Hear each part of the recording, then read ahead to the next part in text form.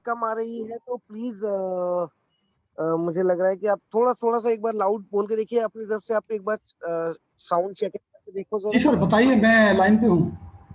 जी जी जी जी जी। तो सर और कोई व्यक्ति है यहाँ पे जिनको आप को होस्ट बनाना चाहते हैं? आप देख लीजिए अपने हिसाब से, बाकी तो हैं, सभी लोग हैं। जी जी। यहाँ पे मेरे साथ में दीपांशु जी हैं। दीपांशु चौधरी जी को मैं को होस्ट बना दे रहा हूँ। तो वो बीच बीच में बताते जाएंगे कि इन केस अगर किसी की आवाज गड़बड़ हो रही है। मेरे साथ में दिशा मलिक जी हैं, जी। उनको मैं को होस्ट बना दे रहा हूँ। दिशा जी, आपको मैंने को होस्ट बना दिया है। और प्रवीण जी हैं, प्रवीण को ले सकते हैं। प्रवीण जी किस आईडी से हैं आप? प्रवीण जी की आईडी से होगा। हम्म। मेरे को पंकज पांडे प्रवेश करना पी नाम से मेरे को और कोई नहीं दिखाई दे रहा है। हो गए, काफी हैं। ठीक है, बाकी मैं एक निहार रंजन विश्वास जी हैं मेरी टीम से, मैं उनको एक बार को होस्ट बना रहा हूँ। ये sir, now you can start it up from your ठीक। साइड। और आई होप ये सेशन आज का धमाकेदार सेशन होने वाला है। So it's up to you. Thank you sir. जी जी, थैंक यू वेरी मच। तो नमस्कार सभी दोस्तों को, सभी का स्वागत है एक बार फिर। और आज हम बिजनेस बिल्डिंग फाउंडेशन 2 की तरफ बढ़ेंगे, क्योंकि जैसा कि हमने पहले बात की है और हम हमेशा से एक बात कहते आए हैं कि अगर हम फाउंडेशन पे बात कर लें, अगर हम शुरुआती दौर में जो ज़रूरी चीज़ें हैं उन पे अगर हम फोकस कर लें, तो हम अपने बिजनेस को बहुत बड़ा कर सकते हैं। क्योंकि ये डायरेक्ट सेलिंग एजुकेशन का बिजनेस है। जितना ज़्यादा आप एजुकेट होंगे, उतना ही बेहतर तरीके से आप इस बिजनेस को बना पाएंगे। सारी गलतियाँ जो होती हैं, वो शुरुआती दौर में गलतियाँ करते हैं, और जब हम बहुत सारी गलती कर चुके होते हैं, तब तक हमको चीज़ें समझ आती हैं, तब तक बात दूर जा चुकी होती है। हमारा उद्देश्य, हमारा मकसद यही है कि हम ज़्यादा से ज़्यादा उन चीज़ों को आपको बताएं जो शुरुआती जब आप बिजनेस स्टार्ट करते हैं, तब उनको अगर आप दोहराएंगे, उन चीज़ों को अगर आप अपनाएंगे, तो मेरा आपसे ये वादा है कि आप बहुत बड़ा बिजनेस बनाएंगे। दोस्तों, जैसा कि हम बार बार कहते रहे हैं कि डायरेक्ट सेलिंग इंडस्ट्री में बहुत बड़ा बदलाव हो रहा है। डायरेक्ट सेलिंग इंडस्ट्री बहुत बड़ी है। हम अपना करियर बनाने के लिए इस इंडस्ट्री में आते हैं। ये अलग बात है कि कुछ लोगों ने इसको चंद पैसे कमाने का धंधा बना दिया। हमारी यही एक कोशिश दोबारा से होगी कि हम आपको इस बिजनेस को बहुत गहराई में लेके जाएं, और इस बिजनेस को आप अपने सपनों के लिए, अपने परिवार के लिए बहुत बड़ा बिजनेस बनाएं। और यही हमारा उद्देश्य रहा है कि हम आपको बेसिक्स चीज़ों को सबसे पहले बताएं, क्योंकि बेसिक अगर आप सीख जाते हैं तो ये बिजनेस आपके लिए आसान हो जाता है। तो आइए दोस्तों, मैं शुरू करता हूँ। आपको लेकर चलता हूँ सबसे पहले एक स्लाइड की तरफ। स्लाइड के माध्यम से मैं आपको आसानी से समझा पाऊंगा। थोड़ा सा होल्ड कीजिएगा।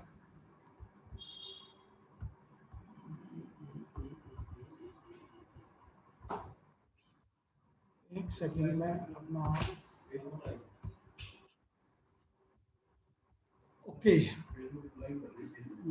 फेसबुक लाइव कर देते हैं, और मैं अपनी स्लाइड निकाल लूँ। ये मेरा स्लाइड ओपन हो पा रहा, देख पा रहे हैं आप लोग? यस सर, आपकी स्क्रीन आ रही है। ठीक है। जी सर, आ रहा है। मैं फेसबुक लाइव करूँ या यूट्यूब लाइव करूँ? सर फेसबुक लाइव करिए इसको। सर, फेसबुक लाइव अगर करते हैं तो उनकी आवाज़ आती है साथ में, तो डबल आवाज़ आने लगती है। ये शायद सेटिंग मेरे पास प्रॉपर नहीं है। तो कोई नहीं सर, आप इसको आप यूट्यूब लाइव कर दीजिए, हम लोग फेसबुक पे लिंक डाल देंगे इसका। ओके, मैं कहाँ से करेंगे? मेरे पास तो नहीं आ रहा है अभी इसको लिंक करने का। अगर आपके पास है तो आप करें वहाँ से। नहीं सर, कंट्रोल्स मेरे पास नहीं है।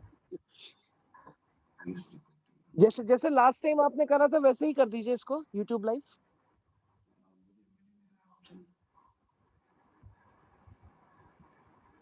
रिकॉर्डिंग में डाला है, मैं बाद में इसको लगा दूंगा अगर ऐसी बात है।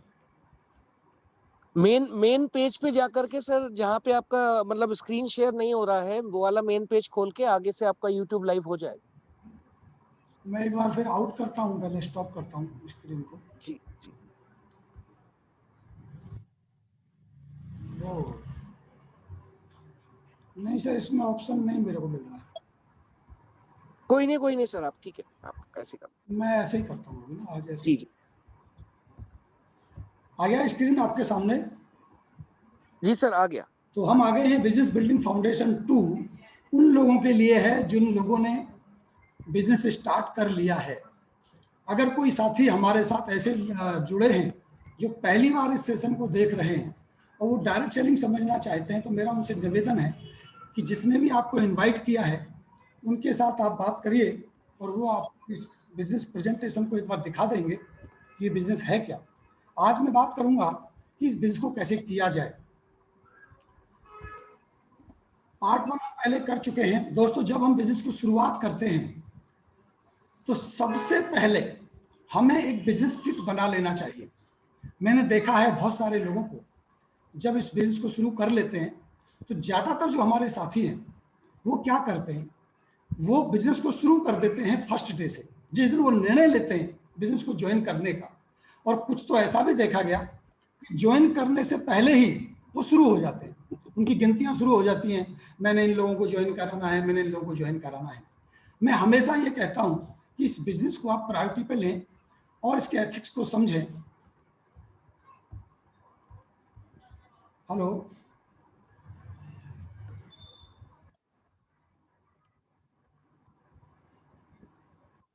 दिक्कत थी क्या? एक सेकंड, कोई बताएगा मेरा कोई आवाज सही आ रही है? क्लियर क्लियर आ रही है सर आवाज?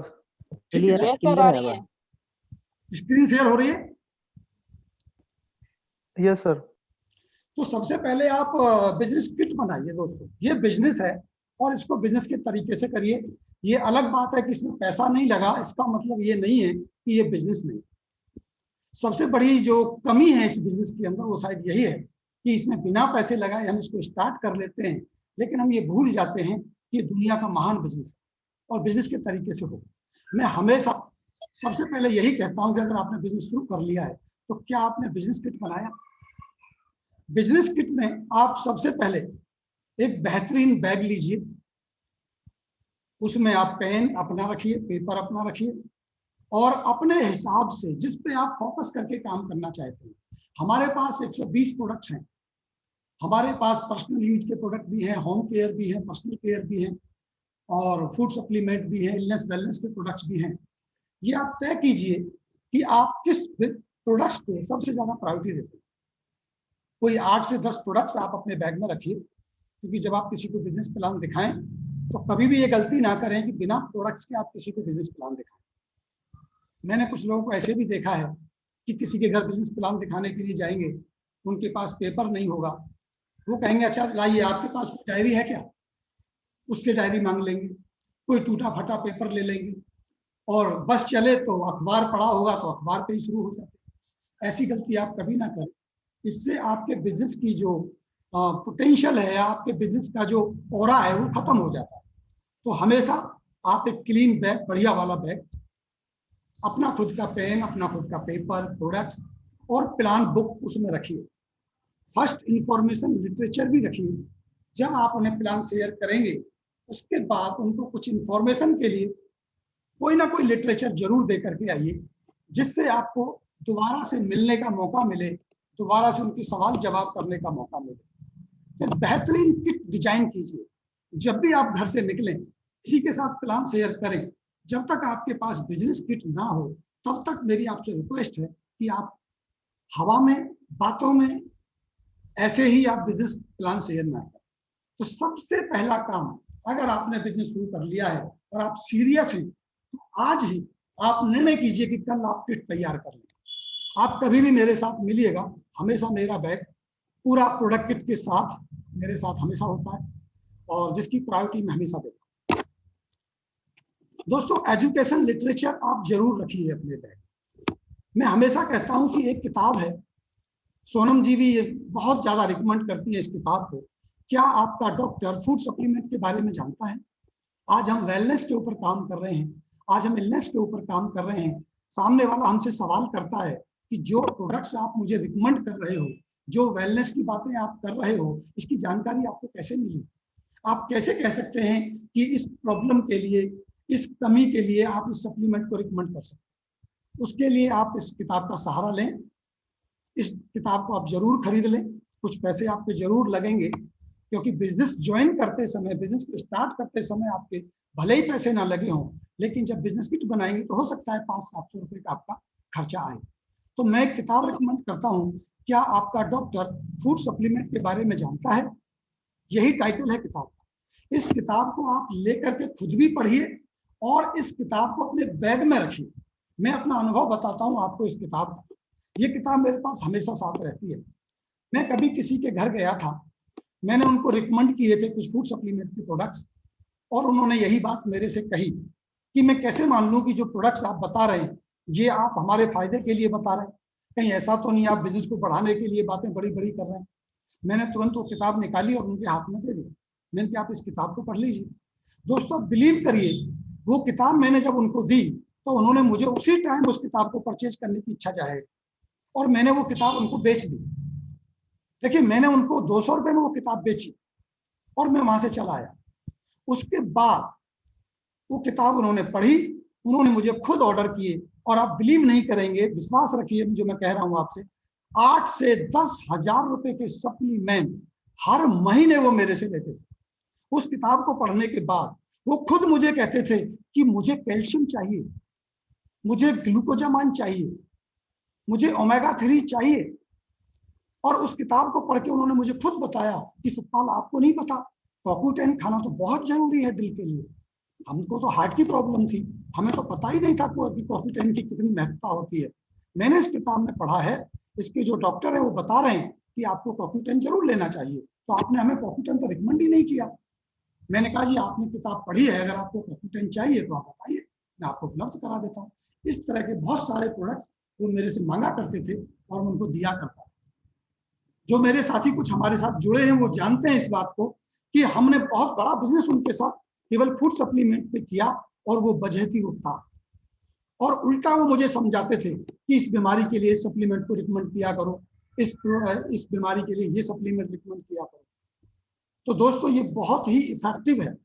ये किताब जब आपके पास रहती है तो आपका भी कॉन्फिडेंस बढ़ता है और सामने वाले को आप एक सही जवाब दे पाते हैं। साथ में अगर हो सके तो बिजनेस स्कूल और रिच डैड पुअर डैड, जब भी आप प्लान दिखा रहे होते हैं तो आप जब कहेंगे कि आप पैसे को कैसे बढ़ा सकते हैं, कैसे पैसा बनाना सीखते हैं, आप अपने टाइम को कैसे लीवरेज कर सकते हैं, जब इस तरह की बातें हम प्लान के दौरान करते हैं तो हम उन्हें उस किताब को दिखा सकते हैं कि मैंने इस किताब को जब पढ़ा तब मुझे पता चला कि पैसे कमाने के तरीके क्या हैं। ये किताब हमें पैसे कमाने के ही नहीं, पैसे बचा करके अमीर बनाने के तरीके सिखाती है। बिजनेस स्कूल बहुत बेहतरीन किताब है। रिच डैड पुअर डैड हमारे को अमीर बनाने में बहुत ज्यादा मदद करती है।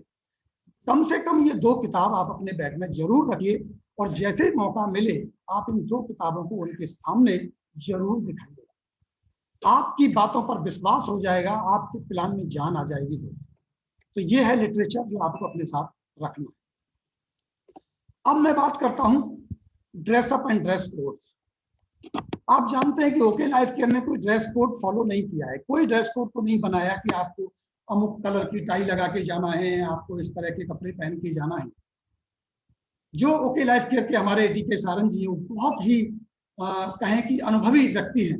वो कहते हैं ड्रेस कोड को लेकर के कि हम किसी को ड्रेस कोड पहना कर बिजनेस कराना नहीं चाहते।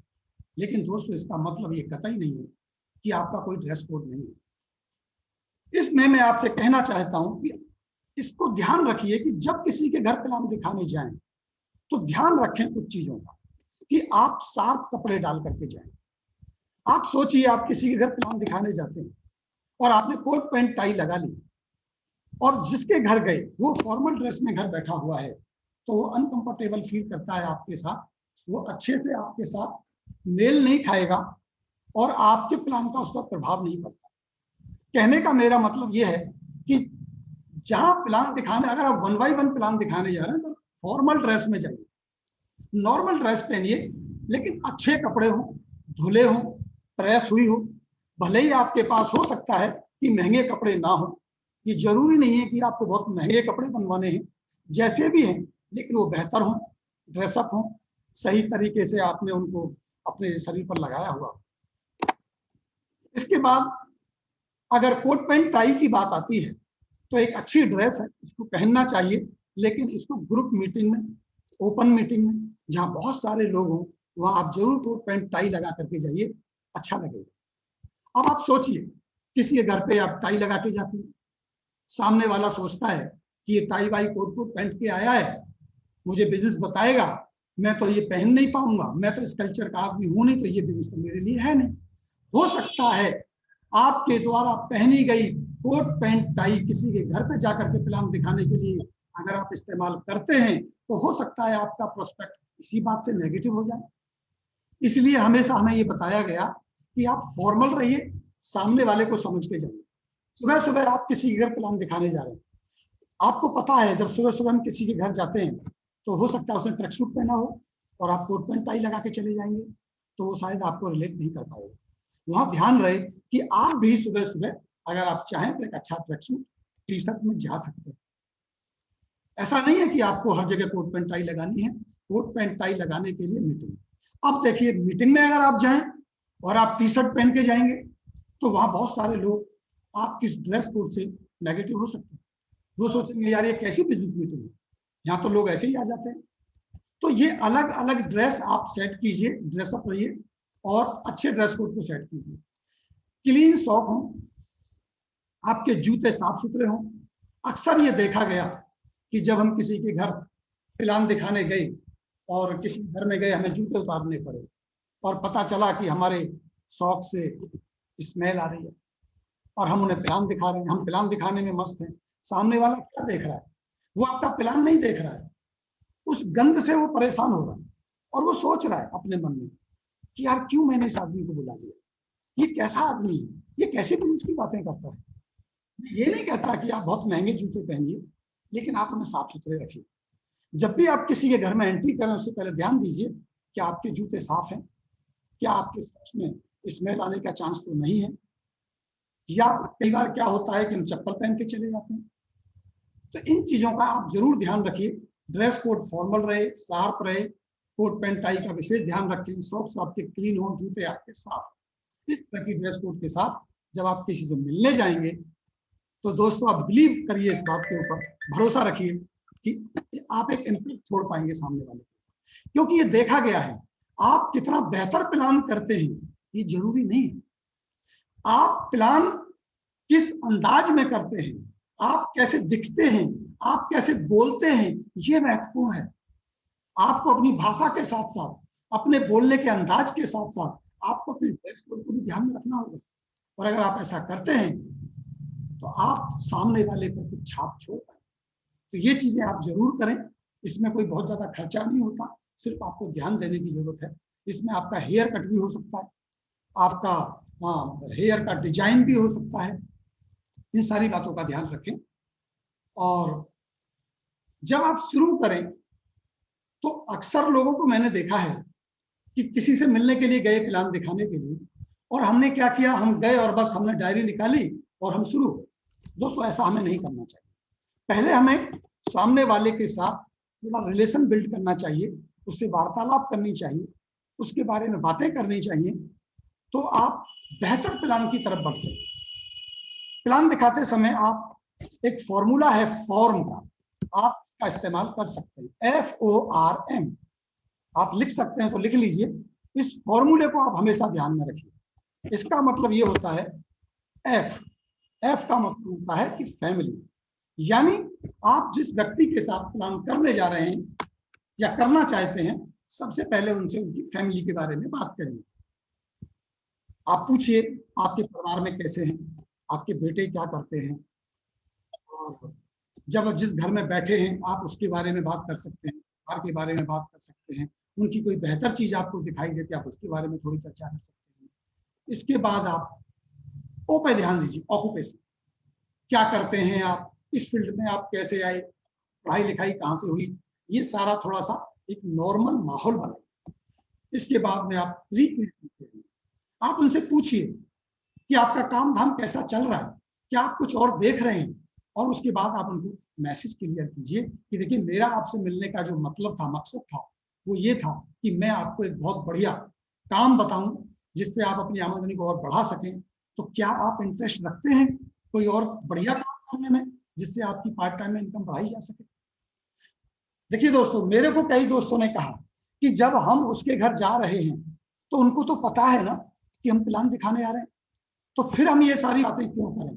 नहीं दोस्तों, फिर भी आपको एक सवाल पूछना चाहिए। मैं ये जान के, उन्हें पता है ये मुझे बिजनेस प्लान दिखाने आए हैं, मैंने पहले भी उनसे कॉल किया तो मैंने पूछा था कि कोई आप और बढ़िया काम करना चाहते हैं, उन्होंने सहमति दिखाई थी, तभी तो मैं उनके घर गया था। लेकिन फिर भी एक बार शुरू करने से पहले मैं उनसे पूछता हूँ कि आप तैयार हैं कुछ और बढ़िया काम देखने के लिए और अच्छा लगे तो करने के लिए? आप देखेंगे कि पहले ही उनकी सहमति हो जाती है कि हाँ बिल्कुल, अगर कोई काम हमारे लायक होगा और हम कर पाएंगे तो जरूर करेंगे, आप बताइए। तब आप अपने प्लान की शुरुआत करें। प्लान प्रेजेंटेशन में ध्यान रहे, ये बहुत ही टेक्निकल बात है। बड़े अनुभवी लीडर जो आज तक हुए हैं, जो कामयाब हुए हैं, उन्होंने इस बात को पाया कि 30 मिनट से लेकर के 45 मिनट के अंदर अंदर आपका प्लान फिनिश होना चाहिए। अगर आप 45 मिनट से ज्यादा समय तक किसी के घर बैठ के प्लान कर रहे हैं, आप बहुत ज्यादा बातें बता रहे हैं, बहुत ज्यादा जानकारी देने की कोशिश कर रहे हैं, तो दोस्तों यकीन मानिए आप कि वो प्लान का प्रेजेंटेशन फीका पड़ जाता है, कमजोर हो जाता है। माना यह गया है कि किसी भी एक व्यक्ति की सुनने की जो क्षमता होती है वो 45 मिनट के आसपास है। दूसरी बात ये कि हो सकता है कि प्लान और आपके शुरुआती दौर से लेकर के प्लान को खत्म करने तक 45 मिनट पूरे हो जाए और फिर उनके बाद उनका क्वेश्चन आंसर का सेशन आए, कुछ आपसे सवाल पूछना चाहते हो, तो समय का ध्यान रखते हुए आप उनसे अपील कर सकते हैं। देखिए सर, मैंने आपसे 40-45 मिनट का समय मांगा था, समय पूरा हो गया है, हम ऐसा करते हैं अगली एक मीटिंग और सेट कर लेते हैं, हम दोबारा फिर बैठ जाएंगे, बहुत सारे सवालों का जवाब मैं आपको फिर दोबारा दे दूंगा। आज की इंफॉर्मेशन आपके लिए ये काफी है। मैं कुछ लिटरेचर आपको दे देता हूँ, उस लिटरेचर में कुछ सवाल हैं, आप उन्हें देख लीजिए, पढ़ लीजिए और स्टडी कीजिए। आपके और भी सवाल आएंगे, जब हम दोबारा बैठेंगे तो उनके ऊपर चर्चा करेंगे। तो आप दूसरी मीटिंग, सेकंड मीटिंग उनके साथ सेट कीजिए और प्लान के दौरान आप सीधा सीधा कंपनी को लेकर शुरू हो जाएं या प्रोडक्ट को लेकर शुरू हो जाएं या उनको प्लान बताने लग जाएं, ऐसा नहीं। प्लान को डिजाइन कीजिए 3 भागों में। सबसे पहले आप नीड पर बात कीजिए, उनकी आवश्यकता क्या है, उस आवश्यकता पर जरूर फोकस कीजिए। हो सकता है कुछ लोग आपसे कहते हैं कि ये बातें छोड़िए, ये सपनों की बातें छोड़िए, ये आवश्यकताओं की बातें छोड़िए, ये तो मुझे सब पता है, मुझे ये बताइए कि पैसा कितना आएगा, करना क्या पड़ेगा।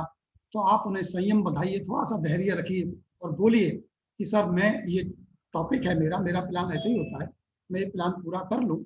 पहले नीड पे, यानी 45 मिनट में आप ज्यादातर फोकस उनकी आवश्यकता पे रखें उस प्लान के अंदर।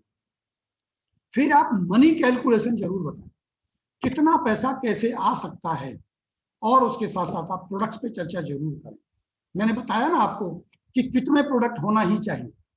जैसे ही शैम्पू की बात आएगी कि सर हमारा शैम्पू बहुत अच्छा है और मार्केट से भी हमारा अफोर्डेबल प्राइस में हमारा प्रोडक्ट मिलता है, तो वैसे ही आप बैग में हाथ डालिए, शैम्पू बाहर निकालिए और उनके हाथ में दे दीजिए कि ये देखिए हमारा शैम्पू है, इसकी आप स्मेल लेके देखिए। आप तुरंत बैग में हाथ डालिए, आप दूसरा प्रोडक्ट निकालिए, साबुन निकालिए, उनके हाथ में दे दीजिए, ये देखिए सर ये वाला जो हमारा साबुन है ये मात्र आपको डीपी में 25 रुपए में मिल जाएगा, 100 ग्राम का है, 78% का है, आप उसके हाथ में दीजिए। प्रोडक्ट्स जब सामने वाले के हाथ में जाते हैं, उन्हें वो टच करता है, फील करता है, तब उन्हें लगता है कि वाकई ये डायरेक्ट सेलिंग है, वाकई ये प्रोडक्ट बेस्ड बिजनेस है, ये लीगल बिजनेस है। अगर हम प्रोडक्ट लेके नहीं जाते, खाली पेपर पर प्लान दिखाते हैं, खाली बातें करते हैं, और तो उनको लगता है कि नहीं ये ऐसे ही मेंबर बनाने का काम है।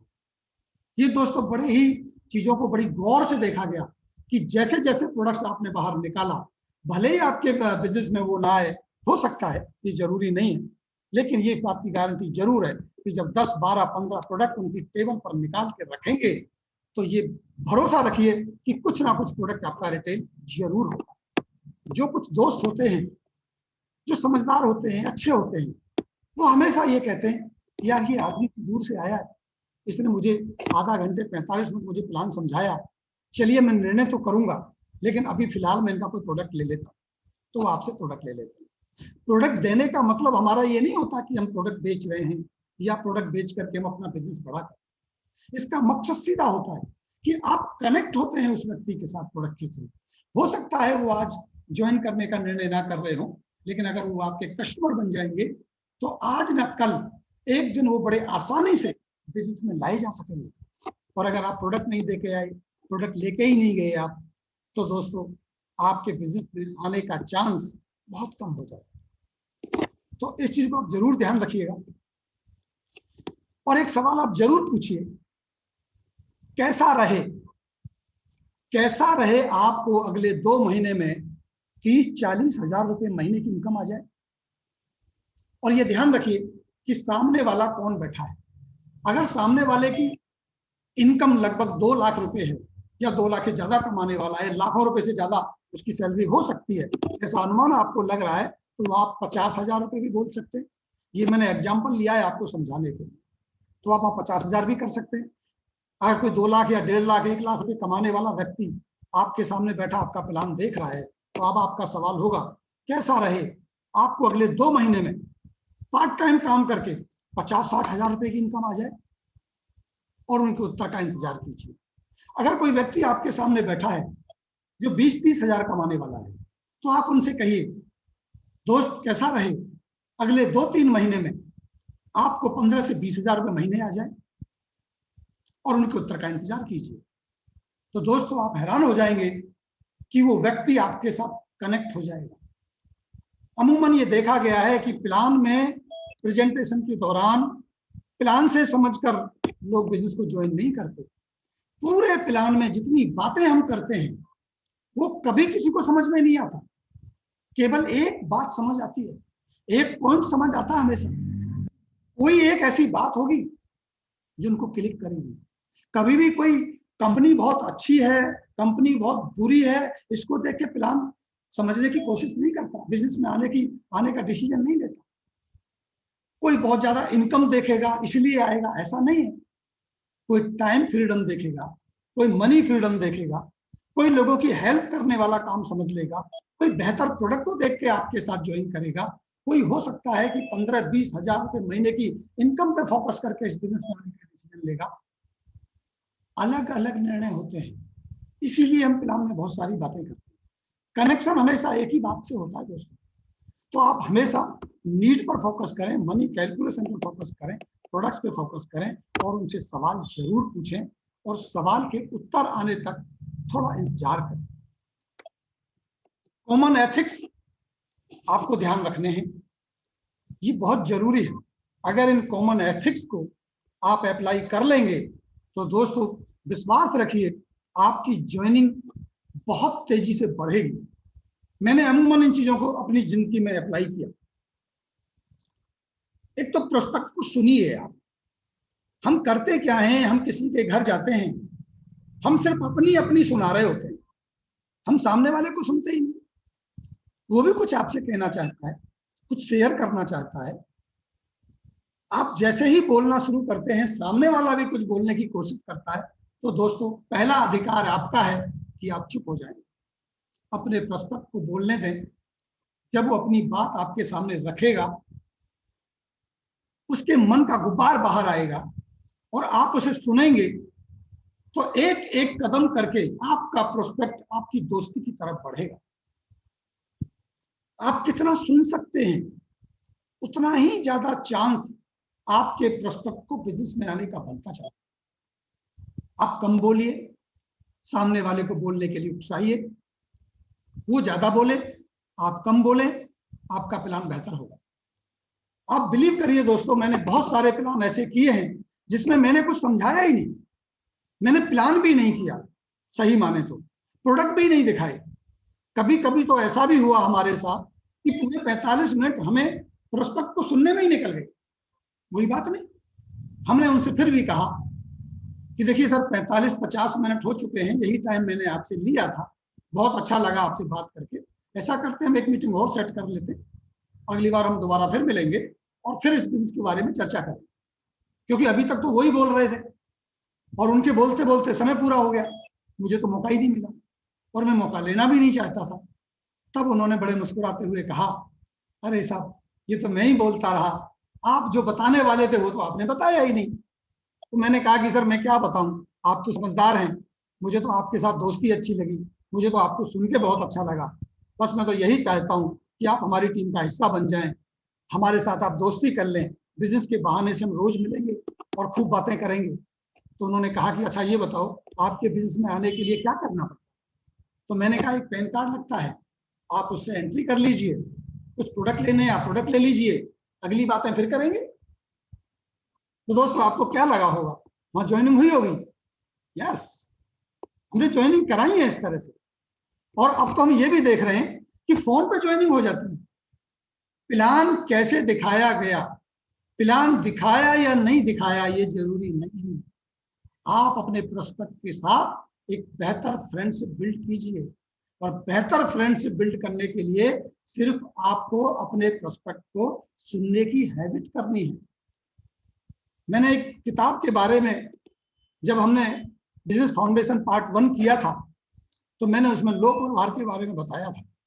आज मैं फिर आपको इस बात के लिए बोलता हूं, जो हमारे साथी पहले ट्रेनिंग में नहीं थे, मैं उनको याद दिला रहा हूं, दोबारा से उनको बता रहा हूं कि लोक व्यवहार डेल कार्नेगी वाली बुक 35-40 या शायद 70 रुपए के आसपास आती है। दोस्त अपने जीवन की गाइड बना लीजिए उसको पढ़िए। और आप मुझसे अगर जानना चाहते हैं, मैंने उस किताब को 100 से ज्यादा बार पढ़ा है। मैं तो चैलेंज करता हूं कई बार, कोई भी व्यक्ति मेरे से उस एक एक टॉपिक को अगर सुनना चाहता है, मैं पूरी किताब हूबहू आपको सुना सकता हूँ, एक एक टॉपिक आपको बता सकता हूँ। उस किताब ने मेरी जिंदगी बदली है, उस किताब ने मुझे बोलने का अंदाज दिया, उस किताब ने मुझे दोस्त बनाने की कला सिखाई। और ये बिजनेस दोस्त बनाने का है।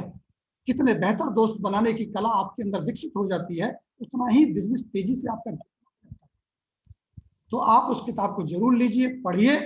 उसमें साफ लिखा है कि आप अगर अपने प्रोस्पेक्ट को सुन सकते हैं तो आप बहुत बड़ा बिजनेस बना सकते हैं। बहुत सारे दोस्त मुझसे कहते हैं कोई ऐसी टेक्निक बताओ, कोई ऐसा मूल मंत्र बताओ कि मेरा बिजनेस बहुत तेजी से चलने लगे। मैं कहता हूं दोस्त बनाने सीख जाओ, आपका बिजनेस बहुत तेजी से बढ़ेगा। और दोस्त बनाने का एक बहुत बेहतरीन फॉर्मूला है, वो है लोगों को सुनना। आप जब भी किसी के घर जाएं, जब भी आप प्लान दिखाएं, 1 बाय 1 की मैं बात कर रहा हूं, तो दोस्तों प्रोस्पेक्ट को सुनने की आदत डालिए, कम बोलिए, सवाल कीजिए, सामने वाले को बोलने दीजिए। क्वेश्चन एंड आंसर किताब आती है, उसको भी आप पढ़ सकते हैं। उसके अंदर तो सामने वाले को बुलवाने के टिप्स दिए हैं। पूल बांधिए, पूल बनाइए, लोगों को उकसाइए बोलने के लिए, वो अपने बारे में आपको कुछ बताएं और फिर देखेंगे कि आपके परिणाम चमत्कारिक होंगे। दोस्तों नो आर्गुमेंट्स, किसी भी तरह से आप बहस से बचिए। अगर आप बहस करते हैं, अगर आप अपनी बात को मनवाने का प्रयास करते हैं, तो ये मान लीजिए कि आप प्रोस्पेक्ट से दूर जा रहे हैं।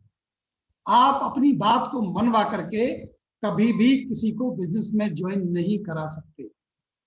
आप तभी बिजनेस में लोगों को ज्वाइन करा पाएंगे जब सामने वाले व्यक्ति को ये पावर देंगे कि वो आपकी बात से सहमत हो, और उससे पहले आप उनकी बात से सहमत हुई। हो सकता है उन्होंने कोई बात गलत कही हो, आपको अच्छी नहीं लगती हो, या वो गलत बोल रहे हो, आप सही जानते हो, आप साइलेंट हो जाइए। आप हमें हम मत मिलाइए। मैं ये नहीं कहता कि किसी की गलत बात का समर्थन किया जाए, तो आप चुप रह सकते हैं। तो आर्गुमेंट से बचें। जितना ज्यादा आप आर्गुमेंट से बचेंगे, उतना ही ज्यादा आप ज्वाइनिंग की तरफ बढ़ेंगे। आप कुछ शब्दों का इस्तेमाल कीजिए। ये एक ऐसा जादुई मंत्र है। मैंने बहुत सारे लोगों को देखा, किसी के घर जाएंगे, अगर कोई अपने से छोटा है तो उसका नाम लेंगे, या अपने से बड़े हैं तो उनसे अलग तरह से संबोधन करेंगे। मैंने 3 नाम दिए हैं। हमेशा आप सर का इस्तेमाल कीजिए। सर एक ऐसा वर्ड है जो हर किसी को बोला जा सकता है। अगर लेडीज हैं तो उनको आप सिस्टर बोलिए, बहन जी बोलिए। मेरा तो फेवरेट वर्ड हमेशा रहता है, जिस घर में भी मैं जाता हूं, हर किसी के लिए कोई बड़े हैं, छोटी हैं, मैं हमेशा बहन जी कह के बात करता हूँ। दोस्तों, मैंने चमत्कारिक परिणाम देखे हैं। मैं कई घरों में जब प्लान दिखाने जाता हूँ तो मेरी एक हैबिट है बचपन से, हमने तो शुरू से इस हैबिट को डाला उस किताब को पढ़ने के बाद। हमने कभी भाभी जी इस्तेमाल नहीं किया। मेरे जीवन में कभी भी आज तक मैंने अपने मुंह से इसलिए भाभी जी नहीं बोला। हाँ, अगर कोई रियल आपकी भाभी है, आपके सगे भाई हैं, आपके रिलेशन में है, आपका जो रिश्ता है आप उसे बोल सकते हैं। लेकिन अगर आपके रिश्ते में नहीं है, चाहे वो आपसे बड़ी हैं, चाहे आपसे छोटी हैं, चाहे वो मैरिड हैं, चाहे वो अनमैरिड हैं, आप बहन जी कह के बात कीजिए और फिर देखिए किस तरह से कमाल देखेंगे आप अपने बिजनेस में। बहुत अच्छा एक पारिवारिक रिश्ता बन जाता है। और जब पारिवारिक रिश्ता आप किसी परिवार में बैठ के बना लेते हैं तो वो परिवार आपका हो जाता है। दोस्त, आप बिजनेस प्लान की बात करते हैं, मैं कहता हूं आपका बिजनेस बहुत बड़ा हो जाता है। प्रत्येक एक परिवार आपसे दिल से जुड़ जाएगा। आप ब्रदर कीजिए, आप भाई साहब बोलिए, बहन जी बोलिए, सर बोलिए, इन वर्डों में जादू है और कुछ दिन में ही आपकी हैबिट हो जाएगी। कुछ लोगों को मैंने देखा, किसी के घर में गए और ऐसा हमारे जो कुछ लोग थे बताया करते थे, ट्रेनिंग में भी हमने इन बातों को सुना कि वो उस घर में गए, उनको ये पता ही नहीं था कि इनकी बेटी है, इनकी पत्नी है, या इन रिश्ते में क्या इनकी बेटे की बहू है, पता ही नहीं था और उन्होंने भाभी बोल दिया। पता चला वो उनकी बेटी थी। अब आप कैसे अंदाजा लगाएंगे कि ये जिनके घर में हम गए हैं वो उनकी बेटी है या उनकी बहू है? कैसे पता चलेगा दोस्तों? फिर हम पूछते हैं ये कौन है? तो दोस्तों, इससे क्या है, सामने वाला व्यक्ति आपके साथ रिलेशन नहीं बना पाता। हमेशा याद रहे, आप बहन जी कह दीजिए, फिर आप देखिए चाहे उनकी बहू हो तब भी बहन जी वर्ड उनके ऊपर फिट बैठेगा। अगर वो उनकी बेटी है, आप बहन जी कह दीजिए, तभी भी वो वर्ड उनके ऊपर फिट बैठ जाएगा। बहन जी एक ऐसा वर्ड है जो पूरे वर्ड में, इस पर रिसर्च हुई और ये पाया कि इसमें कितनी ताकत है। किसी से भी आप बोल सकते हैं, कोई बुरा नहीं मानता। और दूसरे शब्द अगर आप इस्तेमाल करते हैं, आप आंटी इस्तेमाल करते हैं, आप भाभी जी इस्तेमाल करते हैं, ये वर्ड बहुत डेंजर हो सकता है। कभी कभी ये आपके बिजनेस को खत्म भी कर सकता है। इसलिए हमेशा याद रहे कि आप अपनी शब्दावली में बहन जी वर्ड को प्रायोरिटी दें। हैंडशेक विद एक्साइटमेंट, आप जिसके साथ भी मिलने जाएं या प्लान दिखाने के बाद जब विदाई लें तो उनके साथ एक्साइटेड होकर के आप हैंडशेक कीजिए, हाथ मिलाइए। और एक बात और याद रखिए, कभी भी किसी लेडीज से आप हाथ मत मिलाइए, चाहे वो कोई भी हो, चाहे वो आपके बराबर के हैं, चाहे आपसे बड़े हैं, चाहे आपके छोटे। अगर सामने से कोई लेडीज, कोई हमारी बहन अगर आपसे हाथ मिलाने का प्रयास करती भी हैं तो आप हाथ जोड़ लीजिए। कोशिश कीजिए कि आप ऐसा ना करें, ये आपकी हैबिट का हिस्सा हो जाना चाहिए। अगर आप ऐसा करते हैं तो आप देखेंगे कि आपका बिजनेस बहुत तेजी से ग्रो होगा। दोस्तों, आप बहुत सारे लोगों को आसानी से ज्वाइन करा पाएंगे। ये बहुत छोटी छोटी बातें हैं लेकिन ये बहुत प्रभावशाली हैं। ये बहुत ज्यादा प्रभाव डालती हैं आपके जीवन में अगर आप इनका ध्यान रखेंगे। वैसे तो हम इनके ऊपर बहुत बड़ी क्लास करने वाले हैं, एक एक टॉपिक को लेकर के डिटेल आपके साथ हम बातें करने वाले हैं, लेकिन हमारा उद्देश्य अभी बेसिक बात करने का है, कम शब्दों में हम आपको ज्यादा मैसेज दे पाएं, यही हमारा उद्देश्य है। इसलिए मैंने कम शब्दों में इन बातों को बोला है। मुझे लगता है कि शायद आपको मेरी बातें समझ आ रही होंगी। ये सुधार अगर आप पहले दिन कर लेते हैं, बिजनेस ज्वाइन करते समय कर लेते हैं और फिर आप बिजनेस की शुरुआत करते हैं तो निसंदेह आपका बिजनेस बहुत बड़ा होगा। मैं कुछ सवालों के ऊपर बात करूंगा। हमने बार बार यहाँ कहा है मीटिंग में आप लोगों से कि आप सवाल उठाइए। जब आप सवाल हमसे पूछते हैं, हम उनके उत्तर देते हैं, तो ना कि उसका उत्तर आपको मिलता है। बहुत सारे ऐसे लोग, ऐसे साथी हमारे साथ होते हैं जिनको उनके उत्तर मिल जाते हैं। मैं जानता हूं आपने अभी बिजनेस शुरू किया है, आप ओपनली नहीं बोल सकते। कई बार हमको झिझक होती है अपनी बात रखने में, कई बार झिझक होती है कि हम बोल नहीं पाते, अपनी बात नहीं रख पाते। लेकिन धीरे धीरे धीरे धीरे हम इस बिजनेस पे बोलना सीख जाएंगे। आपने देखा होगा हम छोटी छोटी होम मीटिंग करते हैं, पेस मीटिंग करते हैं, वहाँ थोड़ा बोलने का मौका देते हैं। वो इसीलिए देते हैं दोस्त कि आप बोलना सीख जाए और आप कभी पीछे मत रहिए। अगर आपको मौका मिले, आपसे पूछा जाए, आप कुछ भी जो मन में आता है बोलिए। आप खड़े होइए, अगर मीटिंग में आपको मौका मिलता है, छोटी छोटी सक्सेस पे आप खड़ा होना सीखिए। कभी 2500 की मैचिंग, कभी कंसिस्टेंसी मैचिंग, कभी 50,000 की सुपर एक्टिव मैचिंग पर जब आपको बुलाया जाता है, तो मैंने काफी दोस्तों को देखा है वो नहीं आते। वो कहते हैं नहीं, ये मेरे लिए लेवल छोटा है, इसलिए मैं अभी यहाँ नहीं जाऊंगा, जब ज्यादा पैसा आएगा मैं तब बात रखूंगा अपनी। ऐसा नहीं है, जो सक्सेस आपको मिली है उसी सक्सेस का आनंद लीजिए। अगर आपने 2500 की मैचिंग की है तो आपने पहला कदम जो बहुत जरूरी होता है इस बिजनेस के लिए वो पूरा किया। आप खुश होइए, खुशी मनाइए और अपना सेलिब्रेशन कराइए। मौका मिले अगर बोलने का तो बोलने में बिल्कुल पीछे मत हटिए। आप गलत बोलिए, आप सही बोलिए, इससे कोई फर्क नहीं पड़ता। तो आज मैं कुछ सवाल आपके सामने अपनी तरफ से रखूंगा और उन सवालों के जवाब भी मैं इधर से देने की कोशिश करूंगा। ऑब्जेक्शन हैंडलिंग हम करेंगे। मैंने कुछ सवालों को लिया है आपके लिए, शायद वो सवाल आपके हैं। 15 ऐसे सवाल जो अमूमन डायरेक्ट सेलिंग में पूछे जाते हैं। हम इसका पेपर भी निकालेंगे, पीडीएफ में भी हम आपको ये उपलब्ध करा देंगे अगर आपको ये चाहिए। इन्हें आप 2-3 बार जब पढ़ेंगे तो आपको ये बातें रट जाएंगी। और घुमा फिरा के यही 15-16 सवाल हैं जो आपके सामने आने हैं। किसी भी डायरेक्ट सेलिंग में आप देखेंगे तो यही सवाल होते हैं और इसी के उत्तर आपको पाने। अगर इसके उत्तर आपको मिल जाएंगे तो मेरा ये भरोसा है कि शायद आपका बिजनेस और तेजी से चलेगा, आप सही जवाब दे पाए। तो आज जो हमारा सेशन है वो सवालों की तरफ रहेगा। तो पहला सवाल मैं लेता हूं आपकी तरफ से।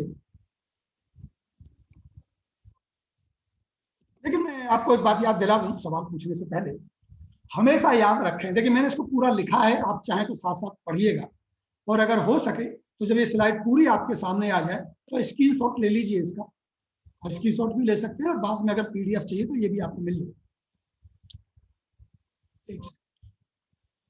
हमेशा याद रखें, प्रोस्पेक्ट क्या और कितने सवाल पूछता है, उसका असली सवाल केवल एक होता है।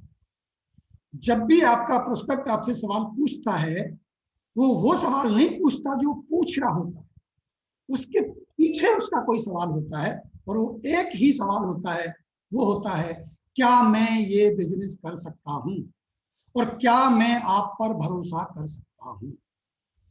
इस बिजनेस में ये महत्वपूर्ण सवाल है। इसी सवाल के पीछे उसके बहुत सारे सवाल होते हैं। क्या मैं ये बिजनेस कर सकता हूं? अगर आप ये भरोसा अपने प्रोस्पेक्ट को दिलाने में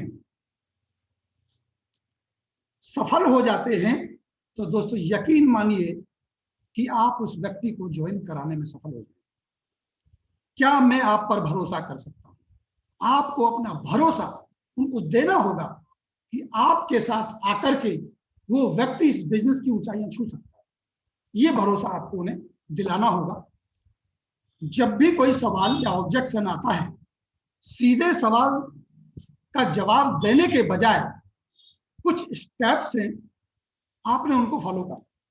हम क्या करते हैं, हमने प्लान दिखाया, सामने वाले ने कहा जो भी उसका सवाल है, मान लेते हैं वो कहता है जी आपके प्रोडक्ट महंगे हैं, तो हम तुरंत शुरू हो जाते हैं नहीं नहीं नहीं नहीं हमारे प्रोडक्ट महंगे नहीं है, नहीं नहीं नहीं आपने गलत समझा, यानी आप सामने वाले को गलत ठहरा। हमें सवालों के जवाब देने का एक ट्रिक है, आज वो समझना है हम कैसे सवालों के जवाब देंगे। और अगर आपने इस ट्रिक को समझ लिया और इस तरह से आपने सवालों के जवाब दिए तो दोस्तों भरोसा कीजिएगा कि आप वाकई अपने बिजनेस को बहुत बड़ा कर लेंगे। सबसे पहले आप 3F का इस्तेमाल कीजिए। 3F का मतलब होता है फील, फेल्ट, फाउंड। इसको मैं बहुत तरीके से आपको समझाता हूं, मैं समझ सकता हूं। आपको जो फील हो रहा है, पहले मुझे भी ऐसा लगता था लेकिन बाद में मुझे पता चला, ये 3 बातें। फील करो, पहले सामने वाले ने प्रश्न किया, आप उसे फील करो। आप कहो हाँ मैं मानता हूं आप जो कह रहे हैं वो ठीक है, मैं भी ऐसा ही मानता था, लेकिन अब आपने फेल्ट किया, लेकिन जब मैंने इसको देखा तो मुझे लगा, फिर मैंने फाउंड किया तो मुझे लगा कि ये बात ऐसे नहीं। मैं इसको कई बार आपको प्रैक्टिकल कर करके सवालों के साथ दिखाऊंगा। दूसरी बात ध्यान रखें, कि थर्ड पार्टी अप्रोच करें। जैसे जब मैंने ये सवाल पूछा था, यानी जब मैंने इस बिजनेस को देखा था, तो जब मैंने ये सवाल पूछा था तो जो मुझे बिजनेस दिखा रहे थे उन्होंने मुझे बताया। इस तरह से आप थर्ड अप्रोच कीजिए। और आर्ट ऑफ क्वेश्चनिंग एक तरीका है सवाल पूछने का। एक यूं कहें कि ये एक शिक्षा है, ये एक गुण है, ये एक आदत है, ये एक नेचर बनेगी आपकी, ये कला आएगी आपके अंदर। और जब आप बार बार इन चीजों को दोहराएंगे तो आप इसमें महारत हासिल कर लेंगे। ये एक बार सीखने से नहीं होगा, ये बार बार करने से होगा। दोस्तों, मैंने बड़ी गंभीरता से लोगों से कहा कि कुछ चीजें हैं जिनको किए बिना सीखा नहीं जा सकता। जैसे देखो, आपने देखा हो नहाना, मतलब तैरना। स्विमिंग पूल में आप तैरना कब सीख सकते हैं? आप बाहर खड़े रहें और आपको सारे स्टेप बता दिए जाएं तो क्या आप तैरना सीख सकते हैं? इसके लिए तो आपको पानी में उतरना पड़ेगा। बाइक चलाना, साइकिल चलाना, कार चलाना, यानी ड्राइविंग का आपको सारे स्टेप बता दिए जाएं। गियर ऐसे डलता है, क्लच ऐसे लगती है, ब्रेक ऐसे लगता है, दाएं बाएं मुड़ने के लिए आपके स्टीयरिंग का इस्तेमाल करना पड़ता है। क्या आप कार चलाना सीख सकते हैं? आपको बाहर क्लास दी गई और आपको सिखा दिया गया और बाद में सीट पे बिठा दिया और उसके बाद का आप चलाओ कार और आप कार चलाने लगे? ऐसा तो दोस्तों कभी नहीं हो सकता। इसके लिए आपको ड्राइविंग सीट पर बैठकर प्रैक्टिस करनी होगी। कुछ दिन आपकी गाड़ी इधर उधर भागेगी और कुछ समय के बाद आप हाथ छोड़ के गाड़ी चलाएंगे, आप एक्सपर्ट। उसी तरह से जब आप सवालों के जवाब देना सीखेंगे, यानी इसको रिपीट करेंगे, इस पर काम करेंगे, लोगों को प्लान दिखाएंगे, धीरे धीरे आप प्लान में एक्सपर्ट हो जाएंगे, धीरे धीरे सवालों के जवाब देने में एक्सपर्ट हो जाएंगे। और फिर एक दिन ऐसा आएगा कि जैसे ही आपसे कोई सवाल दागेगा आप उसका बहुत बेहतरीन उत्तर उनको दे देंगे और आप सफल हो जाएंगे। तो ये एक प्रैक्टिस है जो आपको करनी है और आप इसे जरूर करिए। तो आइए सबसे पहला सवाल लेते हैं। आपने प्लान दिखाया, मैंने आपको प्लान दिखाया और सामने से जवाब आया। मैं सोच कर बताऊंगा, मुझे कुछ टाइम दो, अभी नहीं। अब हम क्या करें, उसका जवाब कैसे दें? तो हम और दुनिया भर की बातें करने लगते हैं। लेकिन आप अगर ये फॉर्मूला अपनाते हैं आंसर में, फील फेल्ट फाउंड, याद रखिएगा हमेशा हर उत्तर में। तो जैसे ही उन्होंने कहा मैं सोचकर बताऊंगा, मुझे कुछ टाइम दो, तो आपने थर्ड पार्टी अप्रोच ध्यान रखनी है और सवाल पूछना है। क्या सोचेंगे? आपने कहा क्या सोचेंगे, आपने उसके सवाल का उत्तर क्या दिया? सवाल में दिया, सर क्या सोचेंगे। थोड़ा सा मुस्कुराहट के साथ दीजिए, थोड़ा सा मैचिंग करिए उनके साथ, उनको ऐसा ना लगे कि आपने कोई रूड प्रश्न उनसे कर लिया या कुछ अलग तरह से आप जवाब दे देते हैं कई बार। तो ये प्रैक्टिस है, हो जाएगी। तो आप कहिए सर क्या सोचेंगे, तो प्रोस्पेक्ट बोलेगा यही कि करना है या नहीं करना। तो आप मुस्कुराते हुए कह सकते हैं तो सर अभी सोच लो। प्रोस्पेक्ट बोलता है नहीं इतना जल्दी नहीं सोच सकता जी, मुझे तो टाइम चाहिए। फिर आप उन्हें बताइए कि देखिए आपके कुछ सवाल होंगे, मैं जानता हूं, उनके जवाब कौन दे सकता है? तो कहेगा जी तो आप ही दे सकते हो, आप ही के पास है। आप किसी पड़ोसी या रिश्तेदार से पूछेंगे, उनके अपने कुछ ओपिनियन होंगे, हो सकते हैं, लेकिन फैक्ट्स उनके पास नहीं है, यानी सच्चाई उनको नहीं पता। और हम जब बिजनेस स्टार्ट करेंगे, जब भी आप करोगे बाद में सोच के, तब उनसे ही इस बिजनेस की बात करनी है हमें, जिनसे आज आप पूछने जा रहे हैं। तो कैसा रहे हम बाद में आपके लिए इन लोगों से बात करें? आपको तो पता ही है, जैसा मैंने प्लान में बताया कि कंपनी ने 30 दिन की मनी बैक गारंटी दी है। फिर थोड़ा सा वेट कीजिए और फिर कहिए 30 दिन का टाइम इसलिए दिया है ताकि अगर आप प्रॉपर्ली बिजनेस ना कर पाए, प्रैक्टिसली बिजनेस ना करें, और अगर आपके सभी सवालों का जवाब आपको मिल जाए तो आगे चालू रखें, नहीं तो प्रोडक्ट आप वापस कर देना। तो 30 दिन की मनी बैक गारंटी इसमें आपका जाता ही क्या? बिजनेस स्टार्ट करने के लिए जितनी जानकारी आपको चाहिए थी वो तो मैंने आपको दे दी। तो डोंट वरी, आप टेंशन मत लीजिए, हम आपके साथ हैं। आइए स्टार्ट, इसमें खोने के लिए तो कुछ है नहीं। तो आप उन्हें एक सीधी अप्रोच दे सकते हैं। हो सकता है कि वो बोले कि मैं वाइफ से पूछूंगा, तो आप उनसे कहिए कि ठीक है, आप वाइफ से डिस्कस जरूर कीजिए, थोड़ा हंसते मुस्कुराते हुए, आपकी वाइफ तो यही है, मैं थोड़ा सा आपको समय देता हूँ, आप दूसरे रूम में जाइए और उनसे बात कर लीजिए, क्यों हम इसमें देर करें। तो इस तरह से कोऑपरेटिव उत्तर आप उन्हें दे सकते हैं। दोस्तों, सवाल नंबर 2, मेरे पास टाइम नहीं है। ज्यादातर ये सवाल आता है, वैसे तो मैं प्लान में इस सवाल को खत्म कर देता हूं, लेकिन फिर भी ये सवाल अगर आपके पास, और अमूमन यही सवाल आता है, आपने प्लान दिखाया, पूरी सारी बातें हुई, प्रोडक्ट दिखाई, सब दिखाया, बोलेगा सर मेरे पास तो टाइम नहीं है, मैं तो बिजी हूं। तब उनको आप उत्तर दीजिए, फ्री फाइल फॉर्म का इस्तेमाल कीजिए और आप कहिए उनसे कि सर मैं समझ सकता हूं, जब मैंने बिजनेस देखा था मुझे भी ऐसा ही लगा था कि मेरे पास भी टाइम नहीं था, लेकिन जब मेरे अपलाइन ने मुझे इस काम को करने के तरीकों के बारे में बताया तो मुझे पता चला कि इसमें टाइम लगता ही नहीं है ज्यादा, ये तो अपने काम के साथ हो जाता है। लेकिन फिर भी आप बताइए मुझे सर, जैसे आज आप बता रहे हैं कि आपके पास टाइम नहीं है, तो सर क्या 5 साल पहले आपके पास टाइम था? तो थोड़ा सा मौका दीजिए सामने वाले को उत्तर का, और शायद यही उत्तर मिलेगा कि नहीं था। तो फिर अगला सवाल पूछिए, तो सर क्या 5 साल के बाद आपके पास टाइम होगा? जो आप कर रहे हैं अगर वही करते रहें तो प्रोस्पेक्ट का जवाब ज्यादातर आता है नहीं या पता नहीं। तो आप कहिए सर आज हमारे पास टाइम नहीं है और ना कल होने की संभावना है, पर हम लाइफ में टाइम चाहते हैं। तो प्रोस्पेक्ट कहता है हाँ ये बात तो सही है, यानी जाना है मुंबई और बैठे हैं दिल्ली की ट्रेन में, तो कभी मुंबई पहुंचेंगे क्या? अच्छा बताओ, अगर पैर में कांटा लगा हो तो कैसे निकालोगे? तो प्रोस्पेक्ट कहता है कि सर सुई चुभोएंगे या कोई कांटा लगाएंगे। तो ग्रेट, तो जब पिन या सुई लगाओगे तो थोड़ी देर के लिए दर्द बढ़ेगा क्या? नहीं बढ़ेगा, लेकिन कांटा निकल जाने के बाद सारी जिंदगी के लिए दर्द खत्म हो जाएगा, और नहीं निकला तो लगा हुआ कांटा सारी जिंदगी दर्द करेगा। अभी टाइम की कमी का कांटा लगा है आपको, तो थोड़ा टाइम और लगा लो, थोड़ा और बिजी हो जाओ, बाद में सारी जिंदगी टाइम ही टाइम हो जाएगा सर।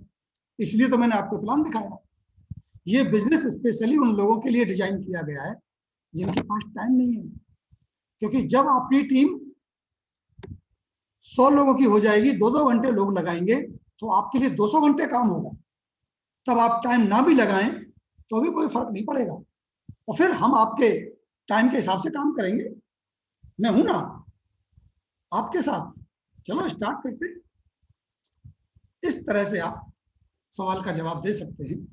ये मैं आपको पढ़ के बता रहा हूं, और जब आप इसे पढ़ेंगे, इसे रटेंगे और 2-4 बार लोगों से बात करेंगे, तो आप इसको बहुत बेहतर तरीके से अपने शब्दों में आप इसको फिट कर।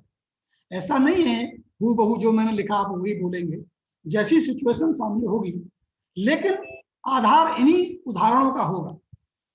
इसी तरह से आप ये उदाहरण आपको याद हो जाएंगे। जैसे ही कोई बोलेगा मेरे पास टाइम नहीं है, तो आप तुरंत इन सवालों के, इन्हीं बातों को सामने रखते हुए कहीं कम कहीं ज्यादा करके मोटा मोटी आप उनके ऊपर उनका आसानी से दे पाए। क्वेश्चन नंबर 3, मैं सेलिंग नहीं कर सकता, ये प्रोडक्ट बेचने पड़ते हैं, ये मैं नहीं कर सकता।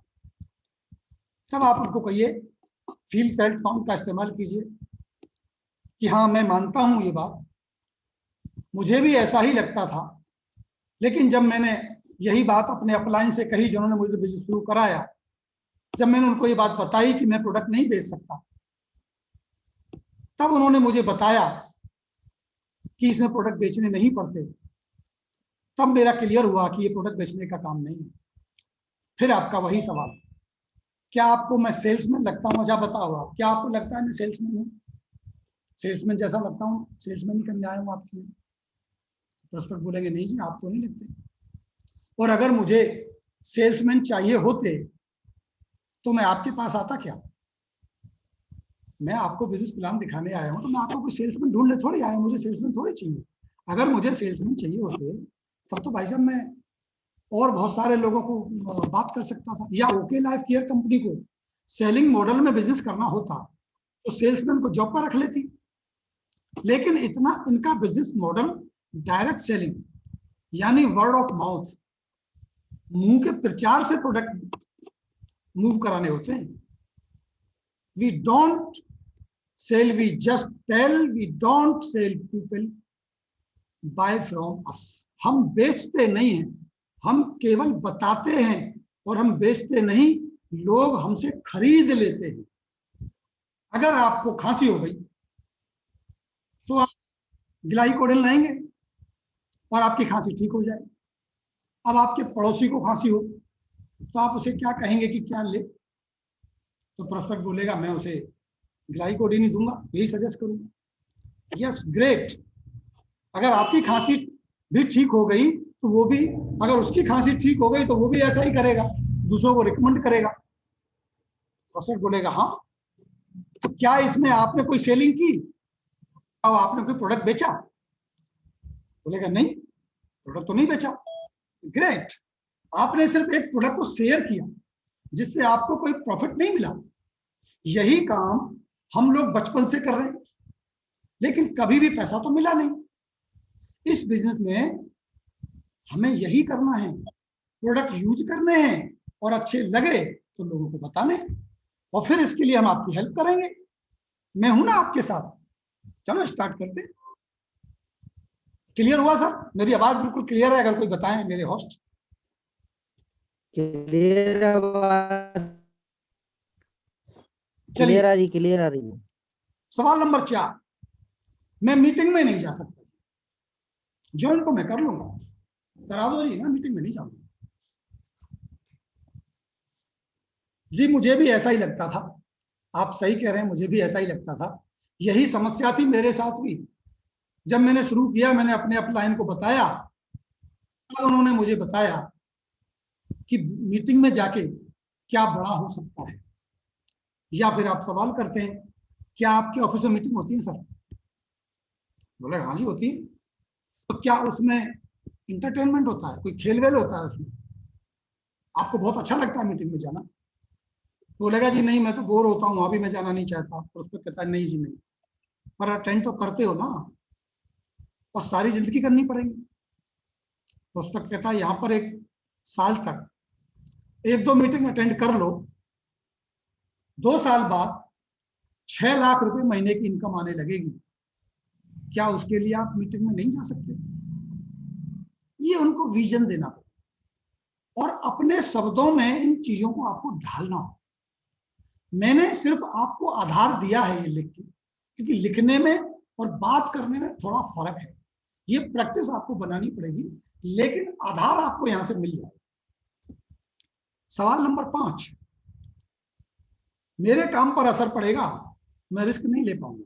बहुत सारे ऐसे हमारे साथी हैं जो अपने काम में बहुत बिजी हैं, फंसे हुए हैं। उन्हें लगता है कि एक तो जैसे तैसे मैं इस काम को चला पा रहा हूं, और अगर मैं और एक नए काम में लग गया तो मेरा तो ये भी चला जाएगा, वो पता नहीं होगा कि नहीं होगा। और ये डर सांची भी है, लोग खोना नहीं चाहते, लोग डरे हुए हैं, भय है। और पहले ऐसे हुआ भी है कुछ लोगों के साथ, कुछ लोगों ने गलत जानकारी देकर के डायरेक्ट सेलिंग नेटवर्क मार्केटिंग में लोगों को ज्वाइन करा दिया और ये कहा कि आप काम धाम छोड़ो, यहाँ से आपको बहुत सारे पैसे आने वाले हैं। सारे मेहनत, सारा टाइम यहाँ लगा दिया, ना ये हुआ ना वो रहा, और लोग नुकसान में चले गए। ऐसा लोगों को डर है। तो हो सकता है वो आपसे कहे कि मेरे काम पर असर पड़ेगा, मैं रिस्क नहीं ले पाऊंगा। तो आप कहिए कि बिल्कुल आप ठीक कह रहे हैं, पहले मैं भी ऐसा ही मानता था, मुझे भी ऐसा ही लगा था कि कहीं मैं अपनी नौकरी में दिक्कत ना हो जाए, मेरे काम में दिक्कत ना हो जाए। लेकिन जब यही बात मैंने अपने अपलाइन से शेयर की तो उन्होंने मुझे बताया कि आप किस तरह से इसको मैनेज कर सकते हैं। आप वर्टिकल अलाइनमेंट के बारे में उनको जरूर बताएं। वर्टिकल अलाइनमेंट क्या होता है हमारे इस काम में? यहाँ पर सिखाया जाता है कि फर्स्ट प्रायोरिटी आप गॉड को दीजिए। दोस्तों, अपने जीवन में सबसे पहले प्राथमिकता आपको ईश्वर को देनी चाहिए, क्योंकि ईश्वर सबसे ऊपर। दूसरी प्राथमिकता आप अपने परिवार को दीजिए, अपनी फैमिली को दीजिए, और उसके बाद तीसरी प्रायोरिटी आप अपनी जॉब को दीजिए, जो काम आप कर रहे हैं, या बिजनेस जिससे आपको आज इनकम आ रही है, जिससे आपका परिवार चल रहा है। उसके बाद आप ओके लाइफ केयर पर ध्यान दीजिए। हम ये कभी नहीं कहते कि आप सारा कुछ छोड़ो और ओके लाइफ केयर के ऊपर डिपेंड कर जाओ। हाँ, डिपेंड करिएगा जब आपकी इनकम उस करंट प्रोफेशन से ज्यादा होने लगे और आपको ये भरोसा हो जाए, जब स्टेबिलिटी क्रिएट हो जाए कि अब आपका बिजनेस चलता रहेगा, आपको कोई खतरा नहीं है, तब आप अपने जॉब या अपने प्रोफेशन को चौथे नंबर पर ला सकते हैं। और ये भी अपने अपलाइन से, जो ग्रोइंग अपलाइन है, जो सफल है, उन लीडर से आप सलाह करके ये काम करें। तो हम तो हमेशा बताते हैं कि सर इसमें फर्स्ट प्रायोरिटी थोड़ी ना देना है, इसमें तो लास्ट प्रायोरिटी है, फोर्थ प्रायोरिटी है। पहले भगवान, फिर फैमिली, फिर आपका खुद का काम, कारोबार, और उसके बाद जो समय बचे वो ओके लाइफ केयर के लिए लगाना। तो इसमें रिस्क लेने जैसी कोई बात ही नहीं। अगर आपके जॉब में कोई जरूरी मीटिंग या काम है तो पहले करो, अगर फैमिली में जरूरी है तो वो पहले करो। ओके में तो वो टाइम लगाना है जो अभी अनकंस्ट्रक्टिव है, नॉन प्रोडक्टिव है। उदाहरण के लिए जैसे टीवी आप देखते हैं, अभी हम सब साथ नहीं बैठे होते तो आप या मैं क्या कर रहे होते? या तो टीवी देख रहे होते, या किसी पर कोई बहस कर रहे होते, पत्नी से लड़ रहे होते, घर में झगड़े हो रहे होते, पॉलिटिक्स में लगे होते, राजनीति में लगे होते, मोदी और केजरीवाल जी की सरकार बनाने में लगे होते। हम उस समय को यहाँ लगाते, लेकिन वो पैसे तो नहीं बनते ना। अगर आप उसकी जगह ये करने लगेंगे तो आपको पैसे बनने लगेंगे। तो मुझे लगता है कि शायद उनको इसका उत्तर मिल जाए। क्वेश्चन नंबर 6, मैं ज्वाइन तो कर लूंगा लेकिन 1-2 महीने के बाद करूंगा। ये उनका हक है, वो कह सकते हैं कि मैं ज्वाइन तो करूंगा सर, आपने प्लान तो बहुत अच्छा दिखाया, मुझे तो समझ आया जी, बिजनेस बहुत अच्छा है, सब कुछ बढ़िया है, बट अभी नहीं मिलता, 1-2 महीने का टाइम। तो आप कहिए फील फेल्ट फाउंड, मैं समझ सकता हूं। जब मैंने शुरू किया था मैंने भी यही सोचा कि चलो 2-4 महीने बाद करेंगे, अभी तो बिजी शेड्यूल है मेरा। लेकिन जब मैंने अपने अपलाइन को ये बात बोली तो उन्होंने मुझे बताया कि सर हम तो बिजनेस कर ही रहे, हमारी तो रोज ज्वाइनिंग होती है, लोग आते रहते हैं, हम ज्वाइन कराते रहते हैं, आप रजिस्ट्रेशन करा लो, बिजनेस भले ही आप 1-2 महीने बाद स्टार्ट कर लेना, क्योंकि आपके नीचे बहुत सारी ज्वाइनिंग आ जाएंगी, तब तक आपको बहुत फायदा होगा। कोई अच्छा लीडर निकल गया और आपने ज्वाइन नहीं किया तो सर आपका ही लॉस है, क्योंकि कभी कभी बड़े अच्छे लीडर हमें कनेक्ट होते मिलते रहते, हम तो ज्वाइन रोज कराते। अगर आपने 2 महीने बाद ज्वाइन किया तो वो आपके ऊपर आ जाएगा। तो मैं तो देखो गाइड ही कर सकता हूँ, मैं तो बता ही सकता हूँ, क्योंकि लोग बाद में कहते हैं ये बात आपने पहले क्यों नहीं बताई, मैं तो कर लेता। बाकी सर देखो आपकी मर्जी है, ज्वाइनिंग करने में तो कोई पैसा लगता नहीं है, बस उतना ऑफर आप उनको दीजिए, तो मुझे लगता है कि शायद वो आपकी बात से सहमत हो जाए। सवाल नंबर 7, मैंने पहले भी मीटिंग अटेंड करी है, मुझे सब पता है, मुझे कोई ले गया था, मीटिंग दिखाई दी, मुझे किसी ने प्लान बताया था, मुझे ओके के बारे में पता है। बहुत सारे सवाल, कुछ भी हो सकता है। तो आप कहिए कि सर बिल्कुल आप ठीक कह रहे हैं, मुझे भी पहले 2-3 बार मीटिंग में ले जाया गया, मुझे भी कुछ लोगों ने बताया था, बट मैंने लेट किया, मैंने उस टाइम शुरू नहीं किया, बाद में मुझे अपलाइन ने बताया, उन्होंने मुझसे पूछा। वही बात मैं आपसे पूछना चाहता हूँ। मैं आपसे एक सवाल पूछूं सर? जी पूछिए। क्या आप शाहरुख खान को जानते हैं? अमिताभ बच्चन को जानते हैं? बोलेगा हाँ जी बिल्कुल जानता हूँ। अच्छा बताओ उसके कमर का साइज कितना है? यह बताओ उसका फेवरेट कलर कौन सा है? तो प्रोस्पेक्ट बोलते हैं सर पता नहीं, मुझे क्या पता। तब आप बताइए, ऐसा है बहुत से लोग ओके के बारे में जानते हैं, बहुत से लोग ओके लाइफ केयर के बारे में जानते हैं, लेकिन सिर्फ ऊपर से थोड़ा थोड़ा जानते हैं, उसकी पूरी डिटेल नहीं पता, और सिर्फ मीटिंग करने से पैसा नहीं आता। पैसा बनाने के लिए ओके लाइफ केयर बिजनेस करना पड़ता है। 3 महीने हम पर भरोसा करो, उसके बाद अगर नहीं चला तो छोड़ देना भाई साहब, एक बार ज्वाइन कर लो, देख लो, नहीं चले तब छोड़ देना, ना तो अभी भी है। तो आने से करने से होता है, देखने से नहीं होता। क्वेश्चन नंबर 8, प्रोडक्ट की क्या गारंटी है? जैसे आप बता रहे हैं ऐसे हैं भी या नहीं, आपने बहुत सारी बातें बताई सर, ये है प्रोडक्ट बड़े अच्छे हैं, क्या गारंटी है सर? मैं कैसे मानूं ये प्रोडक्ट ऐसे होंगे? बिल्कुल आप सही कह रहे हैं सर, जब मैंने पहली बार देखा मुझे भी ऐसा ही लगा फिर मैंने अपने अपलाइन से यही सवाल किया था, तो उन्होंने मुझे बताया कैसे पता लगेगा, क्या गारंटी आपको चाहिए। कोई भी सवाल आप करें तो प्रोस्पेक्ट क्या बताएगा, वो खुद ही बता देते हैं कि यूज करके, तो आप यूज करके देख लो, अच्छा ना लगे तो वापस कर देना, यही गारंटी है। मेरे से भी अभी परसों ही मुझे किसी ने यही सवाल किया था कि सर आप कह रहे हो बहुत अच्छे प्रोडक्ट्स हैं, तो क्या गारंटी है। मैंने कहा सर आप ही बताओ क्या गारंटी चाहिए, कैसे पता चलेगा कि वो अच्छे या खराब है। तो बोलते हैं कि जब यूज करना पड़ेगा तो सर कर लो। आपका उत्तर आप ही के शब्दों में है। क्वेश्चन नंबर 9, मैं तो लोगों से बात नहीं कर सकता और मेंबर नहीं बना सकता जी, ये मेरे से नहीं होता, मेरे से बात की नहीं की जाती लोगों से। तो आप कहिए, बिल्कुल आप ठीक कह रहे हैं। जब मैंने पहले बिजनेस देखा था, मेरी भी यही प्रॉब्लम थी, मुझे भी ऐसा ही लगता था कि मैं लोगों से बात नहीं कर पाऊंगा। लेकिन जब मैंने यही समस्या अपने अपलाइन के सामने रखी तो उन्होंने मुझे कुछ बातें बताई। अभी आप किससे बात कर रहे हो, मैं क्या हूं, मैं कोई भूत थोड़ी ना हूं। थोड़ा मजाकिया अंदाज रखिए, बुरा ना लगे सामने वाले को। तो कहेंगे सर आपसे, तो आप ऑफिस में दोस्तों से बात करते हो, हाँ जी बिल्कुल करते हैं। आप घर में फैमिली परिवार वालों से बात करते हो, हाँ जी करते हैं। मार्केट में दुकानदार से बात करते हो, हाँ जी करते हैं। किसी अनजान से कोई रास्ता पूछते हो, कभी भटक जाते हो। तो ये सब कौन है, ये लोग ही तो हैं।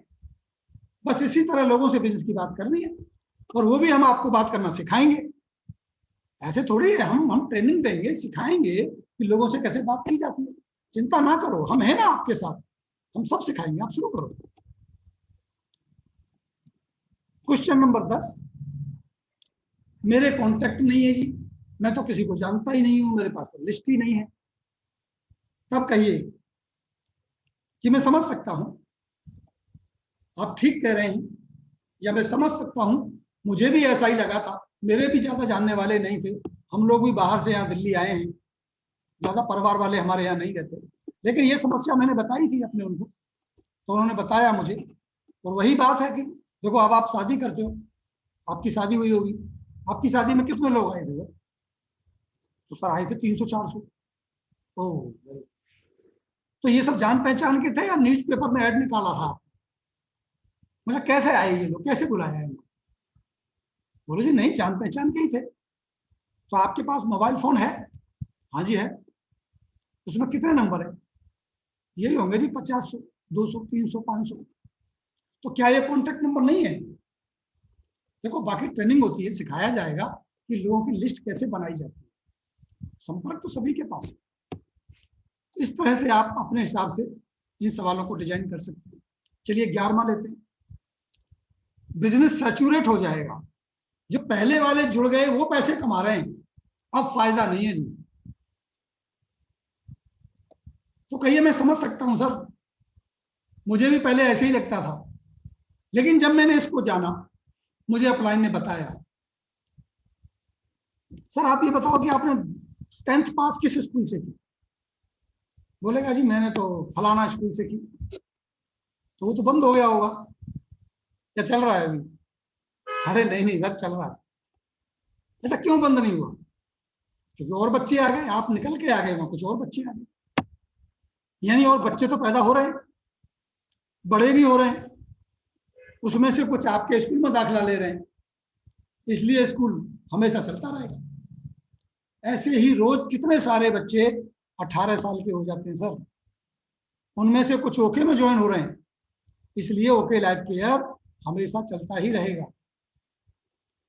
दुनिया के कुछ देशों में चलते चलते तो 50 साल 40 साल हो गए, वहां आज भी ग्रो करता रहता है।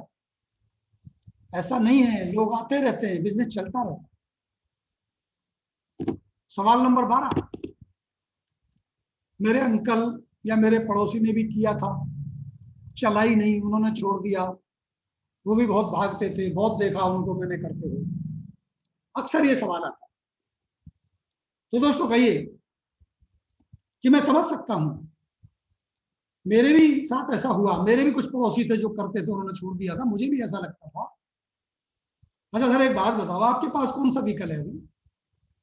अरे कार है, स्कूटर है, साइकिल है, जो भी अपने आप चलती है, चलाना पड़ता है। बोले जी चलाना पड़ता है, ऐसे कैसे चलेगी अपने आप? बोले यही तो, ऐसे ही शादी अपने आप नहीं चलती, एडजस्टमेंट करके चलानी पड़ती है। जॉब अपने आप नहीं चलती, काम करके चलानी पड़ती है। ये बिजनेस भी अपने आप नहीं चलेगा, चलाना पड़ता है सर, इसके लिए काम तो करना पड़ेगा। एक ही क्लास में 2 स्टूडेंट एक साथ पढ़ते, एक मेरिट में टॉप आ गया, एक फेल हो गया। जो फेल हो गया वो कहता है स्कूल बेकार, टीचर को पढ़ाना नहीं आता, सवाल आउट ऑफ सिलेबस आए थे, न जाने कितने बहाने। मेरिट वाला कहता है स्कूल बहुत अच्छा, टीचर बहुत बढ़िया, सारे सवाल तो मेरे सिलेबस से आए, जो मैं याद करके गया वो आ गए। इस तरह की बातें करेगा। तो जो स्टूडेंट फेल हो गया था, असल में गलती उसकी थी या स्कूल की? तो स्कूल की तो थी। एडमिशन लेने से पास होने की गारंटी नहीं मिलती, पढ़ने से मिलती है। तो जो अंकल, जो पड़ोसी फेल हो गए, हो सकता है उन्होंने वो काम नहीं किया होगा जो इस बिजनेस के लिए करना चाहिए। क्वेश्चन नंबर 13, मैं अपने अंकल से पूछूंगा, पड़ोसियों से पूछूंगा, मैं अपने दोस्त से पूछूंगा, मेरे किसी जानने वाले ने किया था उससे पूछूंगा। बिल्कुल आप ठीक कह रहे हैं, मैं समझ सकता हूं, ऐसा ही मुझे लगता था कि मुझे किसी से सलाह लेनी चाहिए। लेकिन जब मुझे पता चला तो मैंने जाना कि सर आप जरूर पूछिए, पूछना भी चाहिए, वेरी गुड, कोई दिक्कत नहीं है।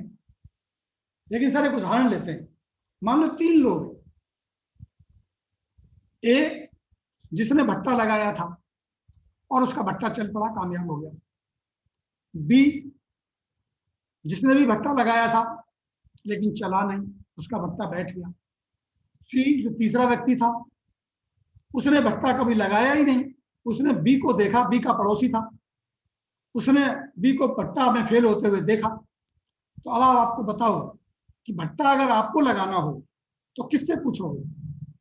जिसने भट्टा लगाया उसका चल गया, या जिसका भट्टा बैठ गया, या जिसने कभी लगाया ही नहीं? तो उत्तर क्या मिलेगा दोस्तों? वो यही कहेंगे कि मैं उसी से पूछूंगा जो कामयाब है। तो अगर बी से पता करोगे तो क्या बोलेगा कि बहुत खराब काम है, ये काम नहीं चलता है, भट्टा कभी मत लगाना, मेरा ही बहुत पहले नुकसान हो चुका है, वो यही सलाह देगा आपको। और अगर बी के पड़ोसी सी से पता करोगे तो क्या बोलेगा? बी ने लगाया था, हमारे पड़ोसी ने भैया फेल हो गया, उसका तो चलाना, तो तुम भी मत करना। तो फिर डायरेक्ट सेलिंग व्यवसाय के बारे में अगर किसी से पता करना चाहिए तो दोस्तों कामयाब लोगों से पता करिए। तो हम तो सक्सेसफुली इसे कर पा रहे हैं, हम आपको गाइड करेंगे कि आप भी कैसे कामयाब हो सकते हैं। मैं हूं ना आपके साथ, मिलकर के काम करेंगे।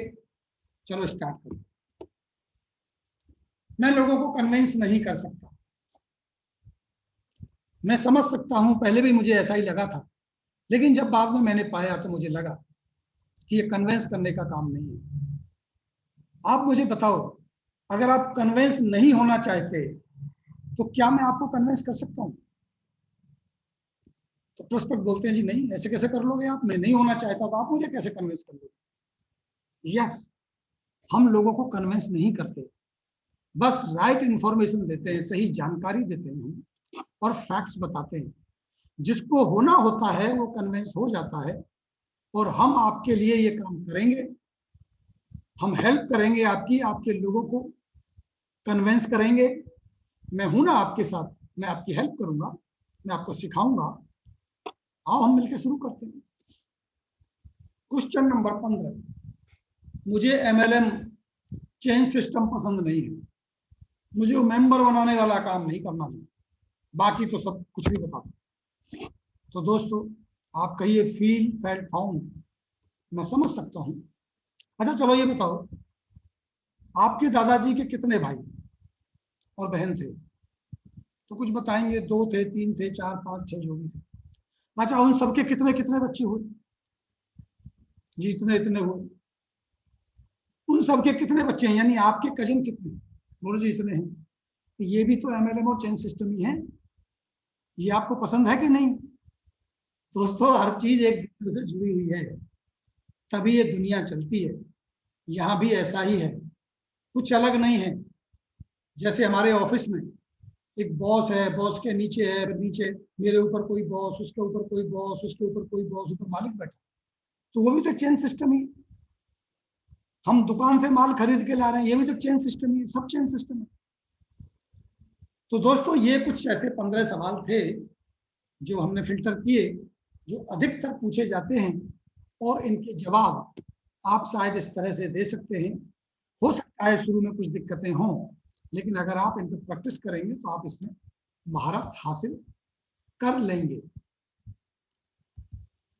अब दोस्तों एक मोस्ट इंपॉर्टेंट बात है, 2 से 3 सवाल का जवाब दें।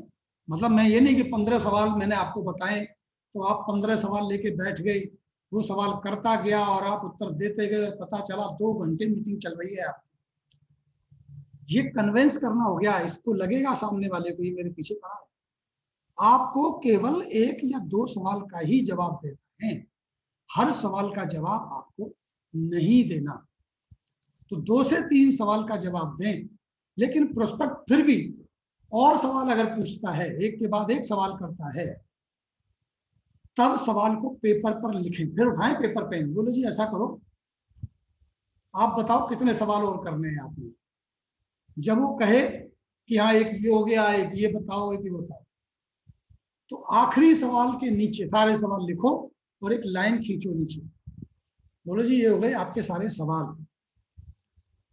अब अगर आपको इन सवालों के संतोषजनक जवाब मिल जाए, जवाब नहीं देना सवालों, आपने कहना है कि अगर इन सवालों के संतोषजनक जवाब आपको मिल जाए तो आप स्टार्ट कर सकते हैं।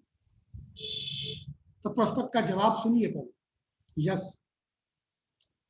अच्छा, अगर 6 लाख की परमानेंट इनकम बनाने में आपकी मैं हेल्प करूंगा, उसके लिए मुझे अपना अच्छा खासा पैसा, अपना कीमती समय और ऊर्जा आपके लिए खर्च करने होंगे। मैं आपसे कुछ सवाल पूछ सकता हूं क्या?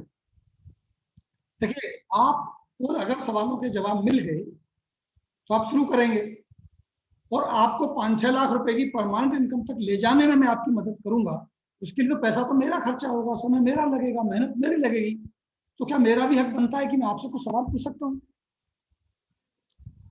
1 से 6 लाख की परमानेंट इनकम बनाने के लिए आपको ये बिजनेस सीखना पड़ेगा। क्या आप सीखने के लिए तैयार हैं?